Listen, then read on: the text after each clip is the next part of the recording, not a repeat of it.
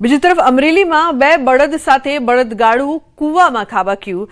સિંહ પાછળ દોડતા બની છે આ ઘટના। ખાંભાના ઉમરિયા ગામે બે બળદ સાથે બળદગાડું કૂવામાં ખાબક્યું હતું। એક બળદનું કૂવામાં જ મોત નીપજ્યું છે, જ્યારે એક બળદને ફાયર વિભાગે રેસ્ક્યુ કરીને બહાર કાઢ્યો છે। આ ઘટનાને લઈને મામલતદાર સહિત તંત્રની ટીમ ઘટના સ્થળે પહોંચી હતી। ઘટના કંઈક એવી બની હતી કે ખાંભાના ઉમરિયા ગામે ખેડૂત વાસુરભાઈ કામડિયાની વાડીમાં સિંહ પાછળ દોડતા બે બળદ અને બળદગાડું કૂવામાં પડ્યું હતું। આ અકસ્માતની જાણ થતાં જ ખાંભા મામલતદાર, તાલુકા વિકાસ અધિકારી અને ફાયર વિભાગની ટીમ તાત્કાલિક ઘટના સ્થળે પહોંચી હતી અને ફાયર વિભાગ દ્વારા ક્રેનની મદદથી મોડી રાત સુધી સતત 5 કલાક રેસ્ક્યુ કામગીરી હાથ ધરી હતી। એક બળદને સુરક્ષિત રીતે બહાર કાઢવામાં સફળતા મળી હતી, જ્યારે કૂવામાં પડવાના કારણે બીજા બળદનું કમકમાટીભર્યું મોત નીપજ્યું હતું। અમરેલી જિલ્લામાં વન્ય પ્રાણીઓના હુમલા વધ્યા છે। એક જ દિવસમાં સિંહ અને દીપડાએ આતંક મચાવ્યો છે। તો લીલિયા રેન્જ નીચેના પીઠવાજાડ ગામે દીપડાનો હુમલો। દીપડાએ 5 વર્ષની બાળકી પર હુમલો કર્યો છે। ખેડૂતની વાડીમાં કામ કરી રહેલ મજૂરની દીકરી પર દીપડાએ હુમલો કર્યો છે। ઇજાગ્રસ્ત બાળકીને સારવાર અર્થે અમરેલી સિવિલ હોસ્પિટલ ખાતે ખસેડાયા છે। આ ઘટનાની જાણ થતાં લીલિયા વન વિભાગ દ્વારા તપાસ હાથ ધરવામાં આવી છે। દીપડાને પકડવા વન વિભાગ દ્વારા પાંજરું મૂકવામાં આવ્યું છે। અમરેલીના ગોવિંદપુર ગામે માનવભક્ષી સિંહણ પાંજરે પુરાઈ છે। સિંહણે 45 વર્ષીય મહિલા પર હુમલો કર્યો હતો। સિંહણના હુમલામાં મહિલાનું મોત થયું હતું। ઘટનાના કલાકોમાં જ વન વિભાગે સિંહણને પકડી આરએફઓ સહિત સ્ટાફે પહોંચીને સિંહણને પાંજરે પૂરી। માનવભક્ષી સિંહણને પકડવા 4થી વધુ પાંજરા મુકાયા હતા। સિંહણ પાંજરે પુરાઈ જતા સ્થાનિક લોકોએ રાહતનો શ્વાસ લીધો છે। કચ્છના આદિપુરમાં રખડતા ઢોરે બાળકને અડફેટે લીધો। રહેણાંક વિસ્તારમાં બનેલી ઘટના સીસીટીવીમાં કેદ થઈ છે। ઇજાગ્રસ્ત બાળકને હોસ્પિટલ ખસેડાયો છે। હાલ સ્થિતિ સ્થિર। સ્થાનિકોમાં રોષ છે। તંત્રને કાર્યવાહીની માંગ કરી છે। શહેરમાં વધતા ઢોરના બનાવો સામે ચિંતા વધી ગઈ છે।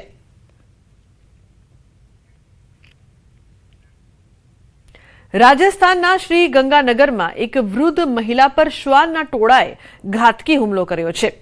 પ્રેમનગર વિસ્તારની આ ઘટના છે। લગભગ અડધો ડઝન શ્વાન દ્વારા કરાયેલા અચાનક હુમલાથી વૃદ્ધ મહિલા ગભરાઈ ગઈ અને નીચે પડી ગઈ।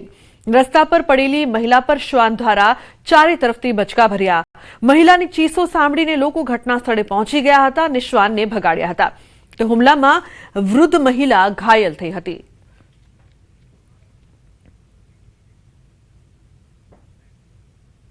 અન્ય સમાચારની જો વાત કરીએ તો વલસાડના પારનેરા પારડી ગામે નહેર વિભાગની બેદરકારીના કારણે ખેડૂતોને ઊભા પાકમાં નુકસાન થયું છે। પારનેરા પારડી ગામ નજીકથી પસાર થતી નહેરમાં વિભાગ દ્વારા અચાનક વધારે પાણી છોડાતા નહેર ઓવરફ્લો થઈ હતી। પાણી કિનારો વટાવી આસપાસના ખેતરોમાં ફરી વળતા કિનારે આવેલા કેટલાક ખેતરોમાં પાણી ભરાઈ ગયા હતા। આથી ખેતરમાં રોપેલા શાકભાજીના પાકને પણ મોટું નુકસાન થયું હતું। અસરગ્રસ્ત ખેડૂતોએ આ અંગે નહેર વિભાગને જાણ કરી નુકસાનીના વળતર માટે પણ માંગ કરી હતી। દમણગંગા નહેર વિભાગની બેદરકારીના કારણે ખેડૂતે નુકસાન સહન કરવાનો વારો આવ્યો છે। નહેર ઓવરફ્લો થઈને અંદર આવી ગયા અને મારી નુકસાની 30-35 હજારની ટામેટીના છોડ લાવીને મેં રોઈપા, ડ્રીપ પાથરી, મજૂરી કરી ને આ લાગવાના ટાઈમે હવે એ કેળહમાં પાણી અંદર ને મારું આખું ખેતર ટરબોળ થઈ ગયું। મારા 1.5-2 લાખના ટામેટા થાય તેવી આશાએ મેં આ રોપેલા હતા। મને કોઈ આગોતરી જાણ કરેલી નહીં કે પાણી આવશે। રાત્રે અણચીતું પાણી આવેલું રાત્રે ને આટલી આ નાની કેલાનમાં આટલું મોટું પાણી નદીમાં છોડે તેટલું પાણી છોડાય જ નહીં। જ્યાં જોઈ ત્યાં બધાના ખેતર ટરબોળ જ છે હાલમાં। તો ખેડૂતોને નુકસાન સહન કરવાનો વારો આવ્યો છે। ઉલ્લેખનીય છે કે નહેર વિભાગની ઘોર બેદરકારી સામે આવી છે। દાહોદમાં ખનીજ માફિયા બેફામ થયા છે। સંજેલીમાં ગેરકાયદેસર રીતે ભરેલા 2 ડમ્પર ઝડપાયા છે। સંજેલી મામલતદાર દ્વારા કાર્યવાહી કરવામાં આવી છે। તો છોટાઉદેપુરના તેજગઢથી રાજસ્થાન લઈ જવાતી ઓવરલોડ રેતી ભરેલી ડમ્પર ઝડપાઈ છે।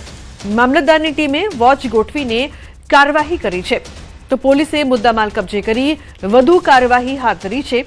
આ કાર્યવાહીને લઈને રેતી માફિયાઓમાં ફફડાટ ફેલાયો છે। ઉલ્લેખનીય છે કે પોલીસે મુદ્દામાલ કબજે કર્યો છે, પરંતુ ખનીજ માફિયા સતત બેફામ બની રહ્યા છે। તો સંજેલી મામલતદાર દ્વારા આ કાર્યવાહી કરવામાં આવી છે.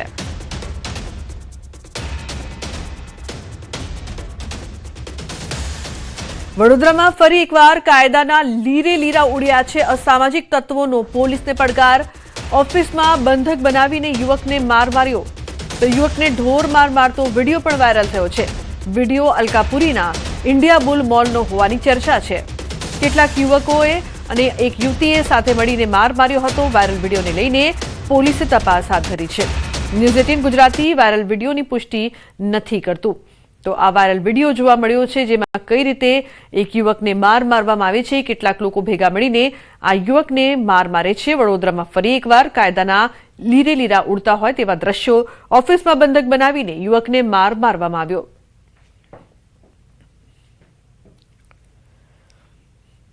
રાજકોટના ભાયાવદર નગરપાલિકાના ન્યાય સમિતિના ચેરમેન પર જીવલેણ હુમલાની ઘટના સામે આવી છે, જેમાં આવાસ યોજનાનો વિડીયો બાબતે વિવાદ થયો હતો. અજાણ્યા લોકોએ વકીલને ગોડાઉન પર બોલાવી માથાના ભાગે ગંભીર ઈજા પહોંચાડી છે, તેમજ જાનથી મારી નાખવાની ધમકી પણ આપી હતી. આ ઘટના બાદ હુમલાખોરો ફરાર થઈ ગયા હતા. વકીલને તાત્કાલિક સારવાર માટે હોસ્પિટલ ખસેડવામાં આવ્યું, જ્યાં તેમને માથાના ભાગે 3 ટાંકા આવ્યા છે. આ મામલે પોલીસે વધુ તપાસ હાથ ધરી છે. રાજકોટના નાણાવટી ચોક નજીક આરએમસી આવાસ યોજનાની ઘટના. પાર્કિંગમાં રાખેલી કારમાં આગ લગાડવામાં આવી. જૂના બંદૂકમાં ખાર રાખીને વિમલ ઉર્ફે ભાયા નામના શખ્સે કાર સળગાવી. વિડીયો સોશિયલ મીડિયામાં વાયરલ થયો છે. તો જૂની અદાવતમાં કાર સળગાવી હોવાની ચર્ચા. વિમલ ઉર્ફે ભાયા નામના શખ્સે કાર સળગાવી હતી. વિડીયો હાલ સોશિયલ મીડિયા પર વાયરલ.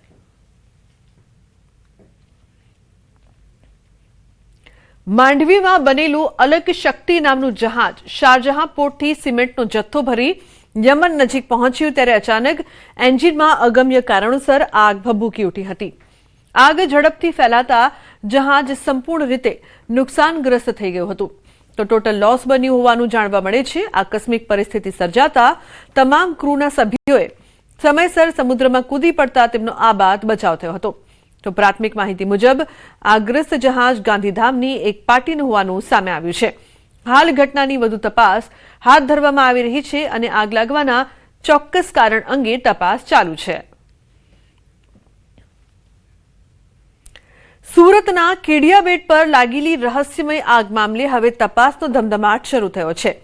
એસઓજી દ્વારા તાજેતરમાં જ અહીંથી ડીઝલ ચોરીના મોટા કૌભાંડનો પર્દાફાશ કરવામાં આવ્યો હતો અને મામલતદાર દ્વારા ડ્રોન સર્વે પણ હાથ ધરાયો હતો, જેની ગણતરીના દિવસોમાં જ સામાન્ય લોકો માટે પ્રતિબંધિત એવા આ સુમસામ બેટ પર રાત્રિના સમયે અચાનક આગ ફાટી નીકળતા અનેક સવાલો ઉભા થયા છે, જેને લઈને મરીન પોલીસે તપાસ શરૂ કરી છે. સદર જે ટાપુ છે એના પર પેટ્રોલિંગ વગેરે કરવામાં આવેલ હતું. જે આગવાળી જગ્યા છે ત્યાં જોતા પ્રાથમિક દ્રષ્ટિએ કોઈ ગુનાહિત વસ્તુ મળી આવેલ નથી. ટાપુ ઉપર જે વચ્ચેનો ભાગ છે ત્યાં ઘણું વરસાદના સમયે ઘાસ ઊંચું ઊંચું ઉગી નીકળે છે અને અત્યારે ગરમીની સિઝન શરૂ થયેલ હોય જે ઘાસ છે એ એકદમ સુકાયેલ ગયેલ લગભગ મળી આવેલ છે. એટલે આવા ઘાસની અંદર કોઈ અગમ્ય કારણોસર જો આગ લાગી તો એ શક્યતા છે કે આગ પ્રસરી હોય. બાકી પોલીસ દ્વારા જે ત્યાં કાર્યવાહી કરવામાં આવી, ત્યાં સર્ચ કરવામાં આવી, ત્યાં કોઈ